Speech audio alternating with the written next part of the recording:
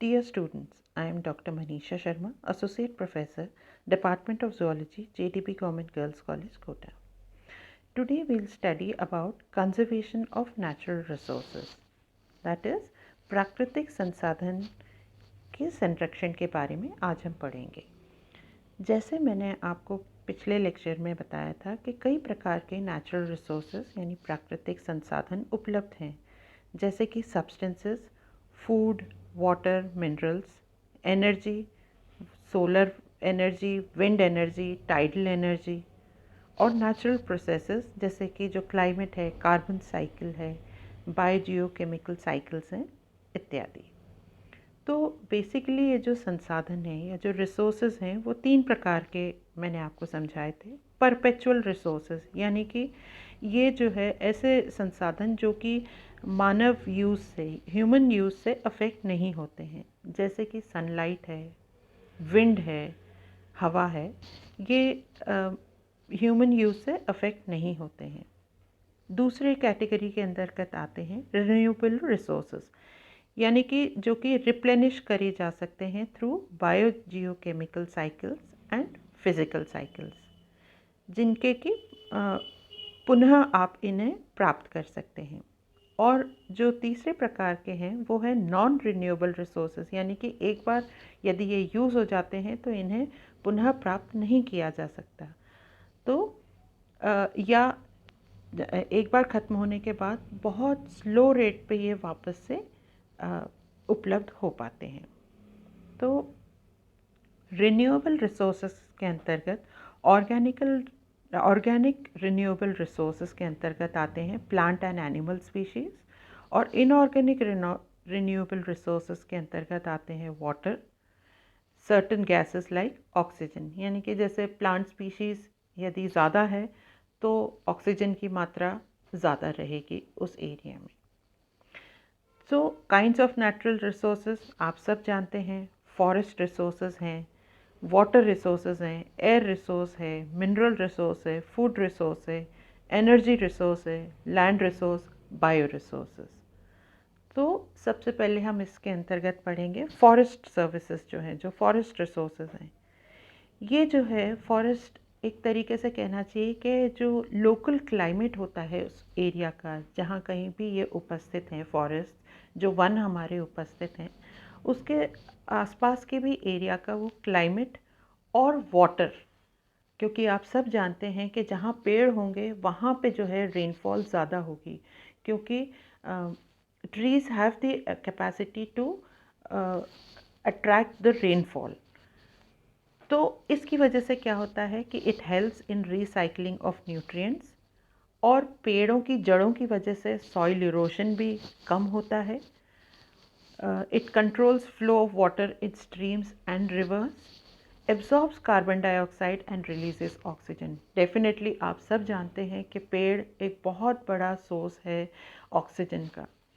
तो ये जो है क्योंकि ऑक्सीजन देते हैं और कार्बन डाइऑक्साइड जो है एब्सॉर्ब करते हैं, तो इसलिए जहाँ कहीं भी फॉरेस्ट्स होंगे वहाँ पे आप देख सकते हैं कि वहाँ की प्रकृति बिल्कुल अलग प्रकार की होती है। The environment is absolutely different. It maintains gene banks of wild relatives. Of course जो लिविंग ऑर्गेनिजम्स उन फॉरेस्ट के अंदर हैं वो कई प्रकार के होते हैं, और उनके जीन बैंक जो है वो बहुत अच्छी तरीके से वहाँ पे प्रिजर्व्ड रहते हैं। They supply food, fodder, medicine, timber, fuel wood, raw materials for industry. बहुत सारी सर्विसेज हैं जो कि फॉरेस्ट प्रोवाइड करते हैं। Valued as sites of natural and cultural heritage as well as education and recreation, यानी कि नेचुरल और कल्चरल हेरिटेज के अंदर भी ये अपने योगदान देते हैं, एज वेल एज एजुकेशन। अगर कोई रिसर्चर फॉरेस्ट में जाके देखे तो बहुत सारी चीज़ें हैं जिसके ऊपर की जो है वो खोज कर सकता है, as well as it is a recreation part also. तो that is associated with eco tourism, क्योंकि कई प्रजातियां पेड़ों की, पक्षियों की, जानवरों की जो कि वैसे आमतौर पे देखने को नहीं मिलती, वो जंगलों में देखने को मिलती हैं। So it is it also serves the purpose of eco tourism. अब जो डायरेक्ट बेनिफिट्स हैं फॉरेस्ट से वो कौन कौन से हैं? टिम्बर है यानी कि लकड़ी, raw material for industries, edible products human beings और एनिमल्स के लिए, नेचुरल हैबिटेट ट्राइबल्स के लिए, वहाँ पे रहने वाले जो ट्राइबल्स हैं उनके लिए नेचुरल हैबिटेट भी है, manure and fuel wood, it's a source of national income, beauty of landscape तो इको टूरिज़्म और एम्प्लॉयमेंट अपॉर्चुनिटीज़ भी हैं। इनडायरेक्ट बेनिफिट्स जो हैं वो जो नेचुरल हज़ार्ड्स हैं जैसे फ्लड्स हैं, इन सब को जो है सॉइल इरोजन है इसको रिड्यूस करते हैं, डिग्रेडेशन लैंड डिग्रेडेशन को रिड्यूस करते हैं, जो हाइड्रोलॉजिक साइकिल है उसको रेगुलेट करता है, और जो गैसेस एटमॉस्फेयर में हैं उनको भी रेगुलेट करता है, और मेंटेन्स बायोडाइवर्सिटी, चाहे वो एनिमल्स की हो या प्लांट्स की हो, दोनों प्रकार की जो बायोडाइवर्सिटी वहाँ पर उपस्थित है फॉरेस्ट में उसे मेंटेन होती है। तो कॉजेज़ ऑफ डिफॉरेस्टेशन यानी कि जो फॉरेस्ट हैं वो आप जानते हैं धीरे धीरे करके ख़त्म होते जा रहे हैं। तो किस वजह से हो रहा है ये?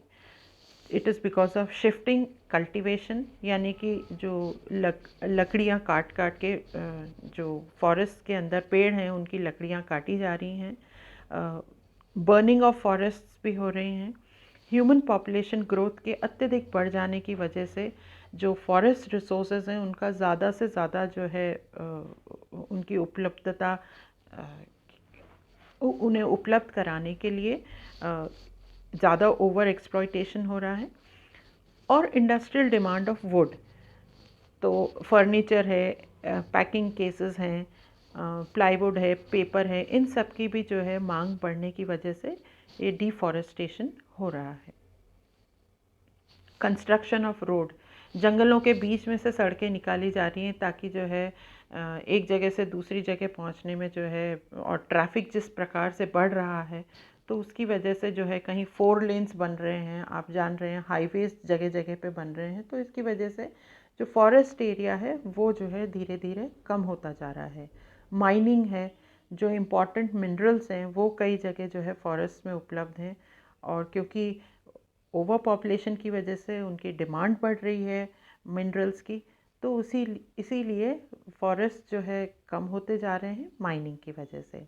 इसी प्रकार से हाइड्रो इलेक्ट्रिक प्रोजेक्ट्स, जो नदियाँ फॉरेस्ट के पास से गुजरती हैं तो उनके ऊपर हाइड्रो इलेक्ट्रिक प्रोजेक्ट्स जो है बनाए जा रहे हैं, और इस वजह से काफ़ी सारी वन भूमि जो है वो जो है उस हाइड्रो इलेक्ट्रिक प्रोजेक्ट के अंतर्गत आने की वजह से वो फॉरेस्ट वहाँ से ख़त्म हो रहे हैं। और फिर फाइनली आप फॉरेस्ट फायर्स के बारे में भी सुनते हैं कि अचानक से जो है किसी वजह से फॉरेस्ट में आग लग जाती है, उसकी वजह से भी वहाँ की बायोडाइवर्सिटी है और भी जो दूसरे पेड़ हैं वो सारी की सारी जातियाँ ख़त्म हो जाती हैं। सो इफ़ेक्ट्स ऑफ डिफॉरेस्टेशन कौन कौन से हुए? इंक्रीज सॉइल इरोजन है, सॉइल फर्टिलिटी भी डिक्रीज़ हो रही है, फॉरेस्ट फायर की वजह से एक्सटिंक्शन बहुत तेज़ी से होता है ऑर्गेनिजम्स का, एज वेल एज जो प्लांट स्पीशीज़ उपलब्ध है वहाँ पर, जो वहाँ पर ट्राइब्स रहती हैं उन फॉरेस्ट में, उनका भी सर्वाइवल जो है थ्रेटन होता है।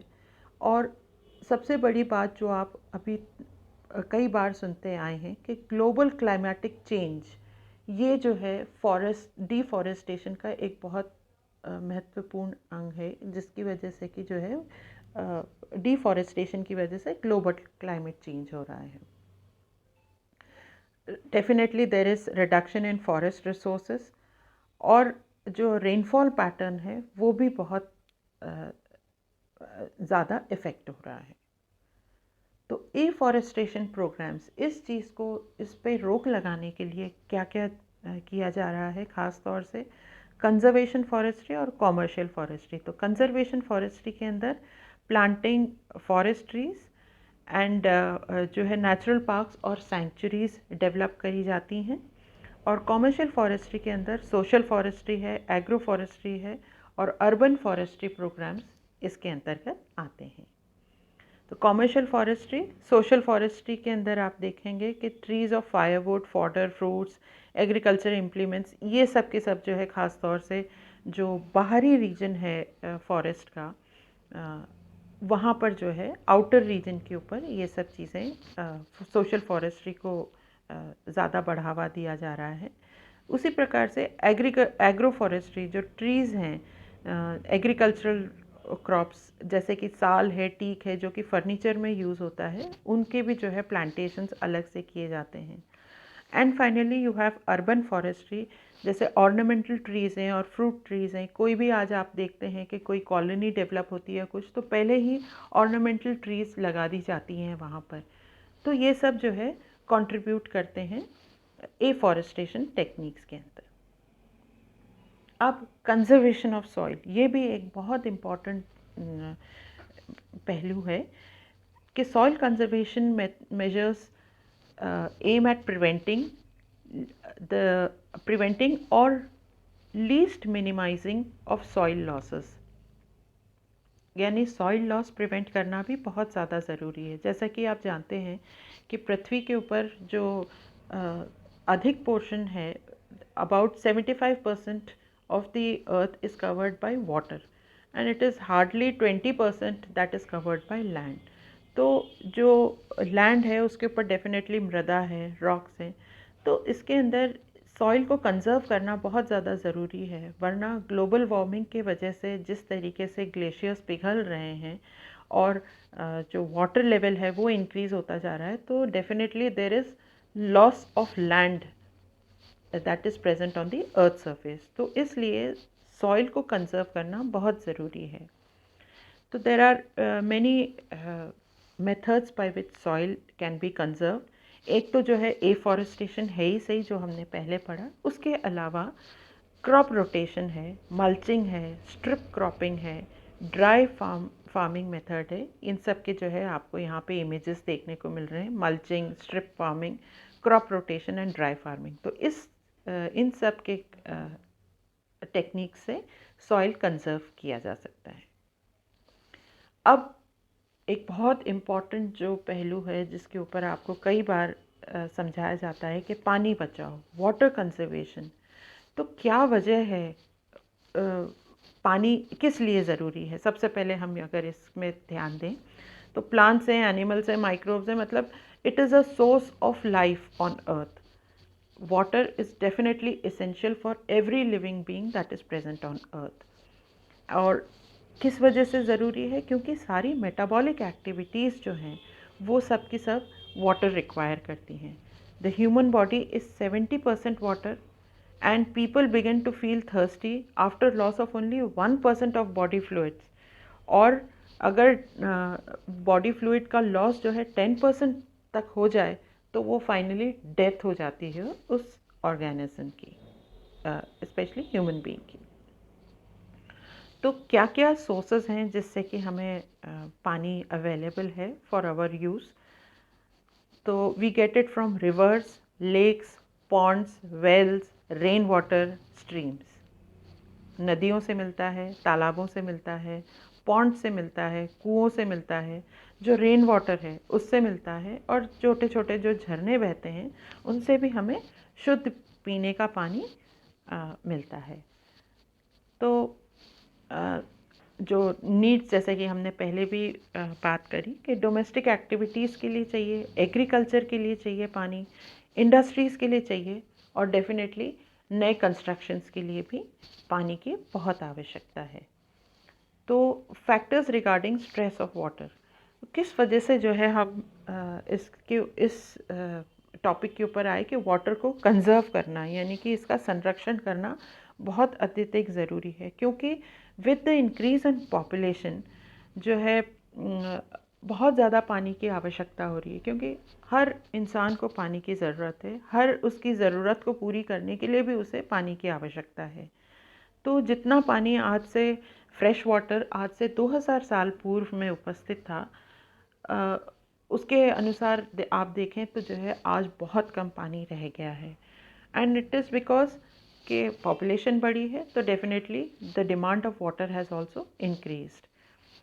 सो उसके अलावा जो इनअप्रोप्रिएट यूज़ है पानी का, मतलब जो आवश्यकता है वो ठीक है, लेकिन उसको जो है, जो उसका दोहन होता है पानी का चाहे वो एग्रीकल्चर के अंदर हो, इंडस्ट्री के अंदर हो, अर्बनाइजेशन के लिए हो, या जो म्युनिसिपल पाइप्स हैं वो लीक करते हुए आपको जगह जगह नज़र आते हैं, और पुअर वाटरशेड मैनेजमेंट है, इन सब, और डेफिनेटली पोल्यूशन की वजह से जो है, तो इसकी वजह से जो है एक तरीके का अभाव क्रिएट हो गया है फ्रेश वाटर का। तो इसलिए इसका कंजर्वेशन बहुत ज़्यादा ज़रूरी है। तो हम क्या जो है स्टेप्स ले सकते हैं जिससे कि जो है भविष्य में पानी की कमी ना आए। तो सबसे पहले जो ज़रूरी है वो है avoid leakage of water from taps.